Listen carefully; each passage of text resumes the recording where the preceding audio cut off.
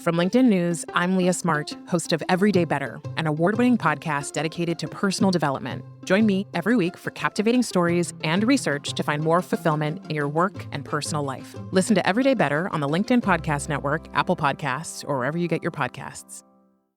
The HP AI PC breaks language barriers instantly by translating up to 44 languages in real time, powered by the Intel Core Ultra processor. With the right tools, work doesn't have to feel like work. Learn more at hp.com/AIPC.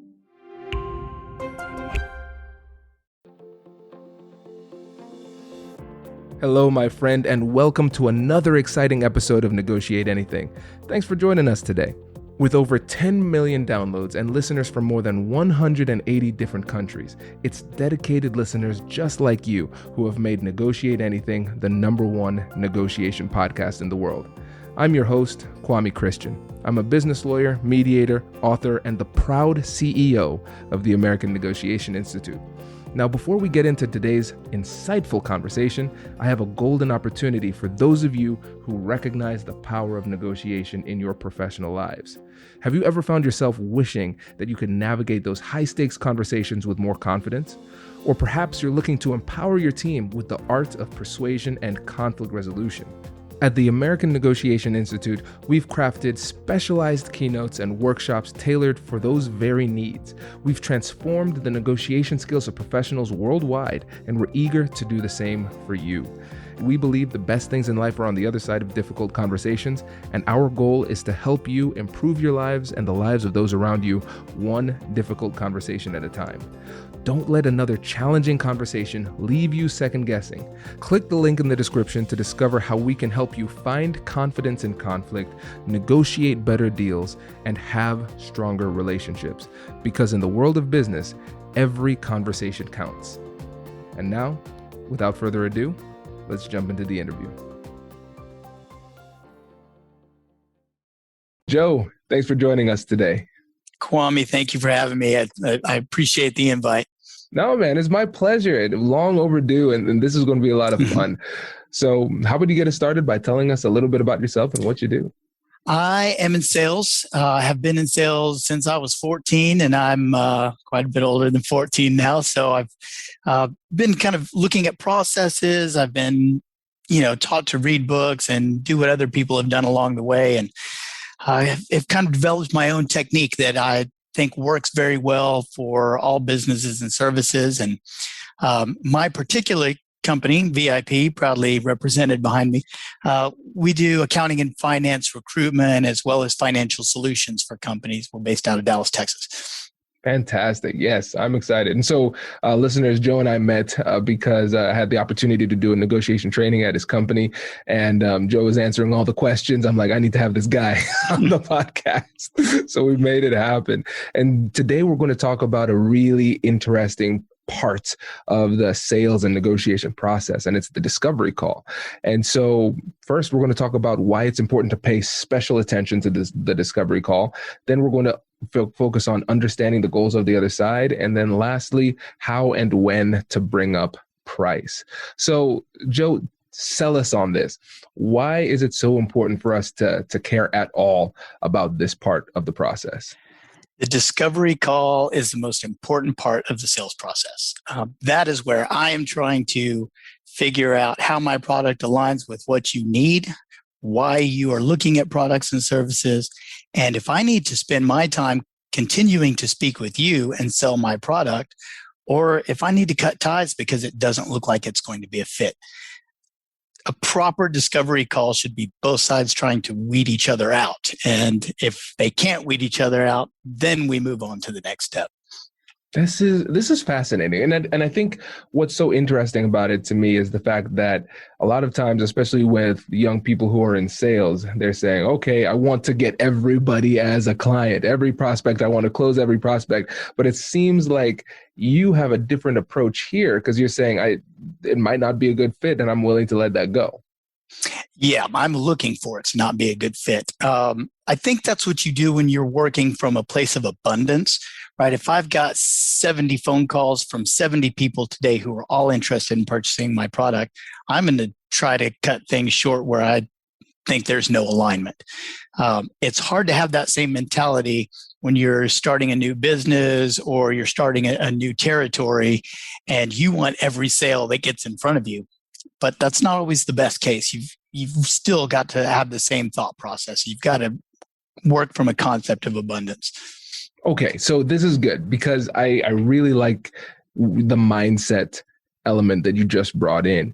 And I think this is something that we need to incorporate, whether you're in sales or you're not in sales, you're a leader, those type of things, that mindset of abundance. And so let's actually dig into that part of this process. Can you tell us what you mean by the mindset of abundance and how it helps? Yeah, my time is worth money. Your time is worth money. And I don't want to be spending my time chasing a sale that isn't going to align. So I've developed a series of questions that I ask to make sure that there is alignment and that there's buy-in. And as I run through those for you as we go through this, it all seems to come together and it makes sense. And it helps both sides truly understand how the product or the service fits into their particular needs. Yeah. And when I think about the mindset of abundance, I think about the opposite too, the scarcity mindset. And that's dangerous. That is when you're in dangerous territory, because now you start to move from passion to desperation. And if you sound desperate, that is a turnoff. That is a turnoff in business. It is a turnoff in romance. It is just in general a turnoff, right? Yeah. Absolutely. That's a scary place to be. You don't want to be there for sure.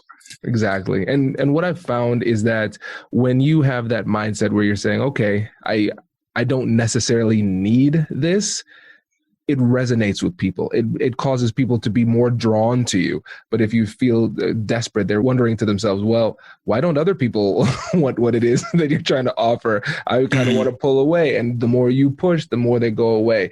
And so I think it's just counterproductive in all sorts of different ways too. Yeah, absolutely. Absolutely agree with you. Nice. And so tell us again, now going deeper into the process of the sales cycle, you said that in our prep call, you mentioned that the discovery call makes the sales cycle a lot easier. And so, and it also makes it easier for you to sell up the ladder. And what do you mean when you're talking about selling up the ladder? A lot of times a salesperson connects with the person who is not the decision maker. So asking the proper questions to find out what the process is for making that decision, and having a full understanding of how that operates and being able to take control of that so that you are not being pushed around through their sales cycle, but maybe grab a better understanding of their sales cycle and then help them understand there may be some things we need to change here in order for this to be a more fluid process for both of us. If I understand that the CEO or the CFO has a certain directive that they're trying to get to, then I know how my product fits in with that placement. And that's what I talk about selling up the ladder, so that I can then bring that person into the sales process as early as possible to have those conversations with them and they have a truer understanding of how everything fits together. Yeah, no, that makes a lot of sense. And what you're doing there, you're gathering information so you can create a better strategy. Right. And I think a lot of times people come into these conversations and they say, this is my strategy. And they think about their strategy in a static type of way. But what we're seeing here is that the strategy is going to be dynamic based on the information that you get during this call. Exactly. Being a truly active listener and trying to figure out where there's alignment and where things aren't in alignment fast forwards the sales process immensely. Yep, absolutely. And moving on to the next part, we're talking about understanding their goals. And so in order to understand their goals, we have to be curious, ask questions. And you mentioned that you have a set of questions that you typically ask, right? Yes, absolutely. The very first question that I ask is, what are the top 3 goals for your company to accomplish this year? And I usually ask it from the CEO or CFO perspective. So if I'm talking to them directly, I can ask that directly. If I'm talking to a person that's any title or position underneath that, I say, if we went to your CEO or your CFO and we asked for the top, 2 or 3 goals to achieve this year, walk me through that. Help me understand where the company wants to go. So the purpose behind that question is that there's going to have to be money allocated to whatever my product or service is. And if it doesn't fit into your company's business goals, I don't care how much you like it. I don't care how much I want to sell it to you. The odds of it having funds allocated towards it are going to diminish. So I want to make sure from the very first question that I understand what the company's goals are, and that at some point I start tying my product or my service into your company's goals for the year.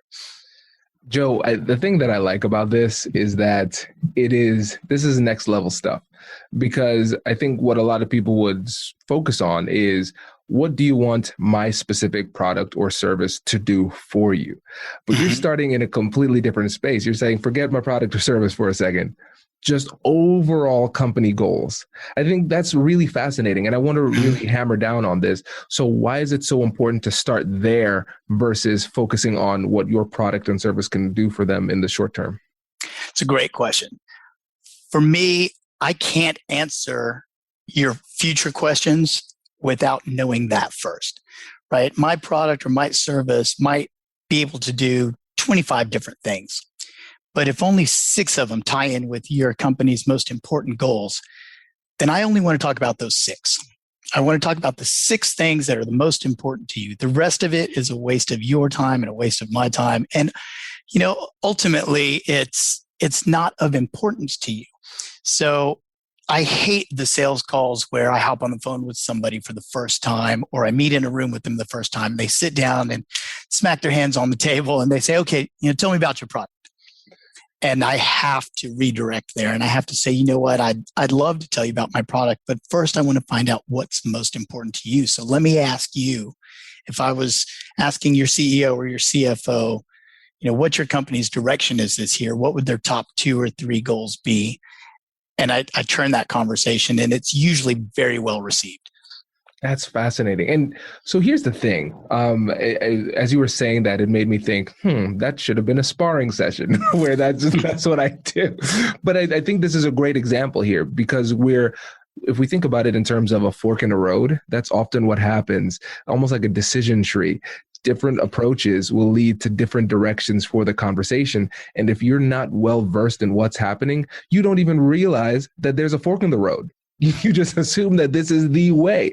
And so I think for a lot of people, they're recognizing, I didn't even recognize that there was an alternative option for that critical portion of the conversation. And so a lot of people, they are busy, and sometimes they are really busy, and sometimes they feel like they're busy. But regardless, it manifests itself the same way. They want to get through the conversation very quickly. And so they want to just get down to the business, right?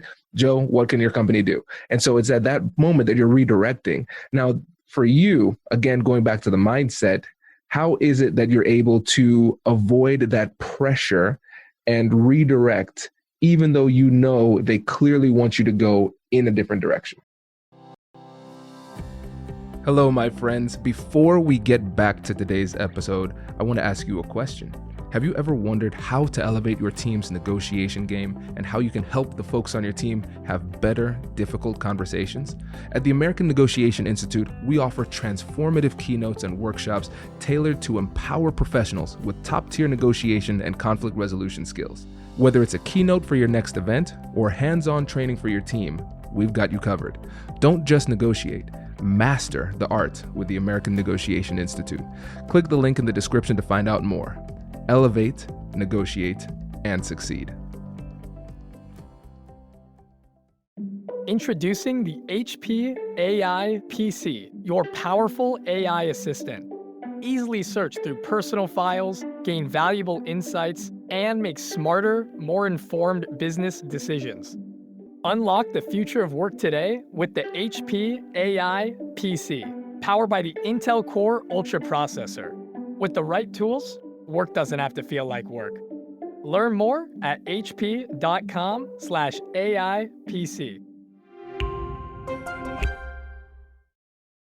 I don't know that it is pressure or that I feel pressure with it. That's probably a major portion of it. Again, I've fine-tuned this, so I know what direction I want it to go from the time I walk in the door.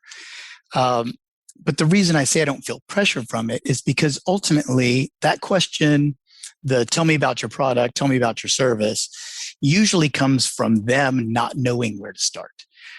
They're busy. They haven't planned out this meeting the way I have. I've spent hours doing my research before I go sit down with somebody. And typically they're just walking into the meeting fairly fresh and sometimes don't remember quite why they set the meeting with you. So they haven't put as much time and effort. They don't know where to go. So that's a very simple question for them to ask.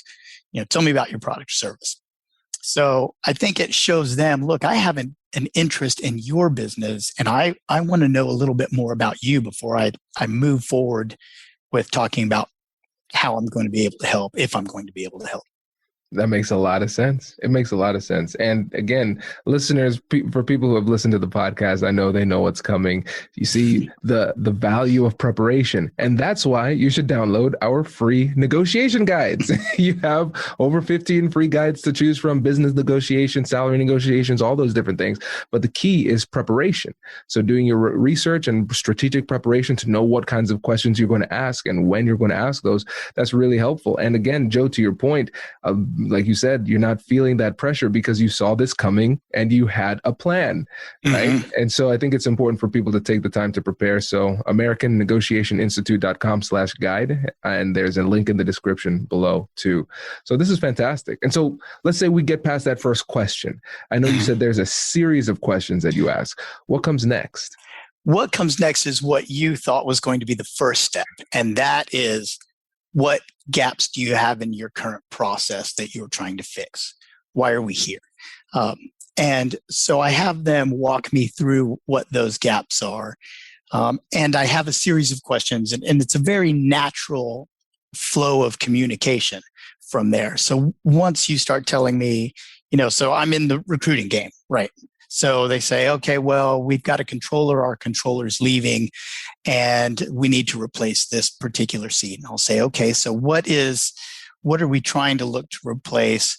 Were there any gaps in the previous seat that you would like to fill? And then knowing the company's directions that we've already discussed, are there some skills that are going to be needed to move from this point forward? So we have that conversation surrounding either the product or the service, but I want to hear from you what you need. Again, I'm trying to drill down into what's important to you. I don't want to talk about everything that we do. I want to talk only about what's important to you. Yeah, it makes a lot of sense. And, I think about it in terms of the distinction between aiming and firing, right? Mm-hmm. And so you're spending a lot of time aiming, so you don't need to take that many shots. And what I'm seeing is that it's curiosity driven, which again, for listeners of the show, not very surprising, right? It works. And so again, for people who are newer at this or might have the challenge of over talking, how do you pull back when you want to tell them what the right answer is? Because a lot of times I know you already know. You have a reasonable assumption of what that might be, and you just want to go straight there. So how do you hold back? That's a great question. In my discovery calls, I don't talk very much.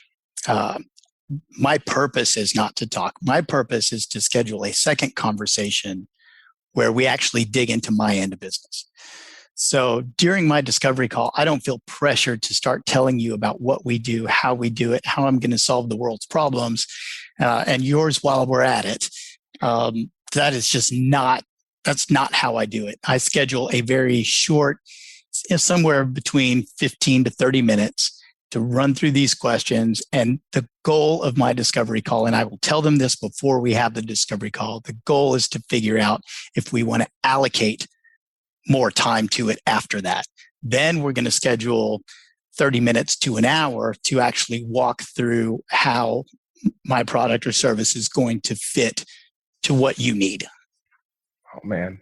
This is great. This is really, really great. Fantastic. And so again, under understanding their goals, that's what we're talking about. Mm-hmm. Is there another question that comes next that you already have planned? Oh, like I said, there's a series. So once I understand what you want, then I want to find out what you've been doing to work around that. So if if it's a product that you're looking at, or maybe a software, and you say, well, my software doesn't do this. It's gotten us to this point, but it's not going to get us to move forward. I'm looking at ways that we're going to be able to improve our processes as we move forward. That helps me understand what they're looking for. But then my next step is to challenge them and to say, well, I'll ask them, what have you been doing to close those gaps now? How have you been working around the issues that you're having? And I let them walk me through that process. And usually it's pretty painful for them. They'll say, well, we're working later nights, we're working more hours, we're stretched a little bit thin right now, and we need something that's going to help us get away from that. And I challenge them at that point, and I say, well, what's driving you to start to look at a product instead of just continuing to do things the way you've been doing them? Obviously, what you've been doing is working, and talking to me, if it works out, is going to cost the company money in terms of my product. So why not just keep doing what you're doing? And that is where the sale starts to happen. That's brilliant. Yeah, it makes a lot of sense. And one of the things I like about this too is that we often hear the importance of the feeling of pain and discomfort in the sales process. Mm-hmm. What's happening is you're not the person pushing the pain, they're sharing it. So it's almost like that negativity isn't associated with you. It's not Joe coming in and making me feel bad about myself. It's Joe asking me a question and recognizing and helping me to recognize just how bad the situation is. Yeah, I studied martial arts for a little bit, a little portion of my life. And one of the things that we learned very quickly is push-pull, right? If I push you, you're going to lean into me. And if I pull you, you're going to pull back. So what you're talking about right now just always ticks that in my mind of, if I start saying, oh, you've got pain here, I understand this, I understand that, and I pretend to understand your business by trying to pull you in, you're going to start leaning back and you're going to start defending the way you've been working around those gaps. And now I've put myself at a deficit versus just asking you, why don't you just continue doing what you're doing? Why are you starting to look at this? And is that worth it to you? So I get a much different reaction. Yeah. They start selling my product or my service for me. They start understanding, they talk themselves through why they need to be on the phone call with me. Makes a lot of sense. Yeah. Smoother process for you. Yeah. So from there, I typically ask, well, so then how are solving these issues going to affect your team? How are solving these issues going to affect you? And once they answer that question, then that's a little portion where I take time to talk and I say, okay, so if I'm looking at the top 3 goals of the company and I'm looking at how this fits together, it seems like purchasing this particular product is going to bring down the number of hours that you guys are working on getting these things done, which is going to decrease your spend there, and it's going to allow your team to enjoy the position, which means less turnover. And if your goal this year is growth, then you're not going to have to be dealing with turnover and a poor team mentality as you're bringing new people in. So that's the portion where I draw everything together. I love it, because what's happening here is that you spend the first part of the conversation allowing them to give you exactly what you need at this critical part of the conversation, right? Because you're taking their words and then taking your solution and putting them together and just saying, hey, by the way, look what I found. It seems a lot more organic. It is organic and it's honest. So, these aren't questions that I've come up with to be able to push somebody into working with me. They're questions that I've really developed because I'm trying to figure out if it makes sense for me to work with them as well. And I really am coming at it from a place where I don't want to waste your time. I don't want to waste my time. If this doesn't look like it's going to align or doesn't work, or if you don't have answers to these questions, if you don't know what your company's top 3 goals are, I'm going to hold your feet to the fire and I'm going to tell you, hey, that's pretty important to our conversation. would you mind doing a little research for me and shooting me a bullet pointed email that gives me that so that I can understand your business a little bit better? It's important to have that. Right. And so from this point, now you've shared the information, you've shared the solution. What happens next in your process? That's where I try to figure out where the person is coming from. So the question I would ask next is the directive to look at this and to look at the product or to look at the service. Is that your initiative or is that coming from somebody above you? That question is very important because that leads into what you were talking about earlier is who's actually making the decision here, right? So everybody else asked that question. Well, are you making the decision on this product? Well, to me, that's a push question. So they're going to lean back in and yes, I'm the decision maker. And you're going to find out a few days down the road that they've got to take it to their boss and then their boss has to take it to the board and the board has to approve it. So when I ask that question, the thought process is, if you tell me that this is something that you're pushing, then I might challenge you a little bit on it and say, hey, are you going to have buy-in from your superiors or how is this going to work? Most of the time, people will tell me, well, this is actually coming from my boss. And I'll say, well, is he getting pushed from above him? And what does that mean for the actual decision-making process at the end? Are these people going to be involved? And if they are going to be involved, how soon or how early can we get them included in the process? Yeah, this is great, Joe. I really especially enjoy the recognizing the strategy that you're using with the techniques, right? Because again, it's organic and it's genuine, it's honest, it's ethical, but it's intentional. I think that's what's so important because people say, okay, Kwame, you say ask questions, I'm going to ask questions. Now, there are levels to this game when it comes to asking questions. You need to ask the right questions at the right times and formulate it the right way, because what you demonstrated here is that there are ways to get to the authority question without asking, do you have authority? Right? Because you want to create some psychological safety, allowing them to feel comfortable sharing that information. And the way that you approach it, the framing that you use for the conversation and the question is going to be, those things are going to be very important when it comes to being successful with the question that you're asking. Mm-hmm. Absolutely. And there's another place for a challenge there. So if we get to a point where it looks like it makes sense for us to go ahead and schedule the next meeting, then I will tell them flat out, can we get the decision makers involved in this part of the process? And I explain to them that the reason is I've been doing this long enough to know that I'm going to explain it to you and you're going to ask intelligent questions and I'm going to answer those intelligent questions. And then you're going to go to your boss and you're going to disseminate the information. And then your boss is going to ask you intelligent questions, but they're going to ask you a question that you didn't think to ask. And then you're going to have to come back to me, and then I'm going to have to go back to you, and then you're going to have to go back to them. And before you know it, all of the time that you and I spent together doing a demonstration of the product, I'm going to have to do it again. I'm going to have to do it again with that person. So can we just get them involved from the beginning and make everybody's life a little bit easier? Yeah. And I really appreciate how you are laying out the reason why. You're not just saying, can the decision maker come? Period. Again, the way that you structure it is really important because you tell them very vividly what's going to happen. And at the same time, you do it in a way that is respectful to their position too, because we say, listen, you're asking me great questions. I know you understand this. They're going to ask questions and it's not going to be your fault that you don't have those answers. This is not an indictment on your performance. This is just a reality of the situation. Yeah, exactly.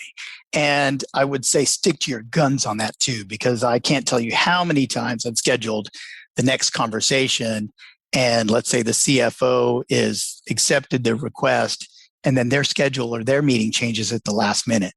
And I'll hop onto a Zoom meeting and the other person will be on the line and they'll say, hey, I'm so sorry. Sarah can't make it. At the last minute, she had something come up. And I will cut it right there. And I'll say, you know what? I understand schedules change. Why don't we reschedule as soon as she's available? Again, subtle but powerful, right? Mm-hmm. Because a lot of times it's the status quo bias. Well, I'm here, you're here, we allocated the time. He knows or she knows that I have the time. So they're going to just want to just do it, right? But I really respect the reality of your approach where you just say, no, this won't work. And I think during that process, in doing that, it causes them to respect you more, which ultimately puts you in a better position down the road for the close. Absolutely. Absolutely. I agree. Yeah. So as we're going through that process, before I start, deciding whether or not we can schedule for our next time frame together or if it fits, that's when I talk price. And I know a lot of salespeople want to hold that part until the end. Right? They want to have this whole conversation and bring you in and show you the value. And then, the money is the kind of last surprise at the end. I hate that. I think that's a horrible process. And because, we've all seen the videos online where there's something that you're interested in, you click on it, and then all of a sudden it's just information. And you're just thinking in your head, can I afford this? What does this thing cost? Is this worth it? And you can't really absorb the information because you're really locked into something else. So I will ask you directly, well, okay, so let's talk money. If this directive is coming from your CFO, then I would assume that you guys have talked about price. Is there a ballpark within which you need to work? And have you got that ballpark identified? Usually the answer is yes, we've identified a ballpark, but I don't feel comfortable sharing it with you, right? They don't know if their ballpark is too high or if it's too low. They don't want to be embarrassed by the number they've come up with. And I recognized that, so I'm prepared for it. And I say, okay, well, let me be candid with you. You've got these 3 major processes that you're trying to revamp. And my product does a lot of things, but it does those things. And I can do we can cover those things at different ranges, right? We can go with this portion that solves a portion of your problem. We can solve 50% of your problem, or we can solve 100% of your problem. So we've got a price range that we're going to work within. And that price range usually falls between X and Y. Is that comfortable for you? Is that within your ballpark? Because if it's not, I don't want to waste your time or your boss's time or my time moving to the next step if it's something that you're just not comfortable with. Yeah, that's good because you're setting expectations at that point, right? And gathering information based on their response. And I'm deciding if they are somebody who's got the funding available for me to continue to utilize my time trying to pursue. And if they're not, then I can go prospect. And prospecting is where your money's made. So I can spend more time going after business that I've got a much higher chance of getting. But what I've realized is that because so many salespeople save that dollars and cents portion to the end, that they garner a much higher respect for you for just being upfront with it at the beginning and letting them know, here's our range. Are you good with it? Makes sense. That makes a lot of sense. And so when you're getting that response, what in particular are you looking for? Which response are you referring to? To the range. How does that sit with you? I'm comfortable with it. If they give me a range, I love it if they give me a range and it's higher than what I cost. Because then I can then come back and tell them, oh, well, I'm glad you've allocated that amount of funding to this. I can see that this is important to you. I'm going to be like $10,000 less than that. So I think that this is going to be a refreshing conversation. If they're not able to give me their number and I'm just telling them what our range is, that's what we cost. That's our value. I know what the value of my service is. You've helped me understand how my company's value is built into the problems that you're trying to solve. So I'm completely comfortable having a dollars and cents conversation. No, that makes a lot of sense. Nice. And so What else should we consider? Because we've taken the time to gather the information. We've asked these series of questions. We've really validated whether or not this is the person. It seems like we're in the right range at this point. Mm-hmm. Now, is this one of those situations where we say, all right, ABCs always be closing, or is there something else we should do before we rush to that portion? Well, I think that depends on the product, right? So there are some places where that's it. If you've gotten through this conversation and you've got the decision maker on the phone and they're a go with everything, it's, what steps do we need to take next? What do I need to do next for you? And if they say, send me a contract, I'm sending a contract. If they say, hey, send me some bullet points and let me think through this, then it's the typical, okay, when do you want me to follow up? Do you want to follow up with me? How are we going to structure this? And if I can't get in touch with you on your desk phone, is there a direct number I can call to get in touch with you? And I love to tell people I am absolutely great with an okay or great with a yes. I'm okay with a no, but I have a difficult time with we're not sure, or we need some time. And I let people know, hey, you're not going to hurt my feelings. I mean, the people I need to love me are at home and they're going to love me unconditionally. You, Kwame, I'm glad that you like me, but I don't need you to love me. I just need you to be straight with me in the process. That's great. And I feel like that's got to be liberating for clients too, for the prospects, because they can say, okay, well, I can just tell Joe like it is, right? Mm-hmm. Yeah. And if they know they're not going to hurt your feelings and that's just business, then that's just business. I do like to tell people, hey, if I do lose your business to someone else, I would appreciate it if you can give me any tips or tricks or pointers as to why you chose to go in a different direction, so that if there's something I need to look to add to my service or help you understand the value, or the next person understand the value, I can better my business. So that's important information to have. Yeah. And so in that situation, how often do people take you up on that and give you some helpful feedback? I usually send them an email afterwards, and I'd say 9 times out of 10, they'll give me something. And sometimes it just comes down to, hey, we found somebody that's a little less expensive than you. Okay, that's fine. Again, I know that my services were there. I know that the value was there, but I also know that we have a value and we have a worth, and we don't want to dip down below that. Yeah, no, this is great. This is fantastic, Joe. I really appreciate this. But before we go, can you let the listeners know again about you, your company, and how they can get in touch with you? Oh, absolutely. So my company is VIP. We are in accounting and finance recruitment. We do executive recruitment. So your CEOs and then your CFOs on down the line in accounting. So from the CFO down to staff accountant, and even for, temporary contract workers to fill in a gap. That's where we earn our dollars and cents. I think that we're fantastic at the controller and CFO level. Those are my favorite areas within which to work, because we've got a series of questions that are well thought out, much like this, to figure out, who needs to be in that seat, and again, how that seat needs to be improved with the next person. I think anytime you've got a vacancy in your company, it's an opportunity to improve your company. And then we also have a financial solutions division. So we can do financial consulting with company, and we do quite a bit of it.